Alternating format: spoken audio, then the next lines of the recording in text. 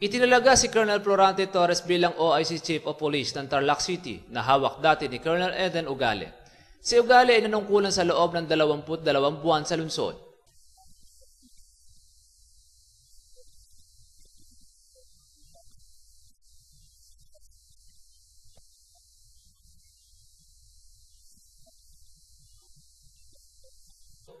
Si Ugale ay mag-i-schooling sa Fort Bonifacio kung kaya't pansamantalang hahawakan ni Torres ang kanyang katungkulan. Nangako namang ipagpapatuloy ni Torres ang adhikain ni Ugale.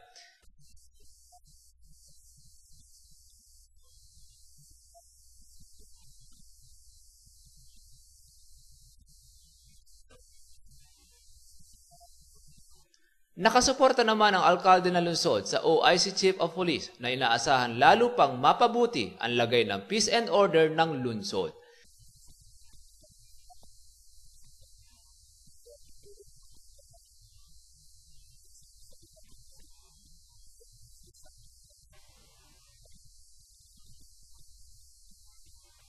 Virgilio Bunag para sa Hataw Balita ng UNTV News Worldwide.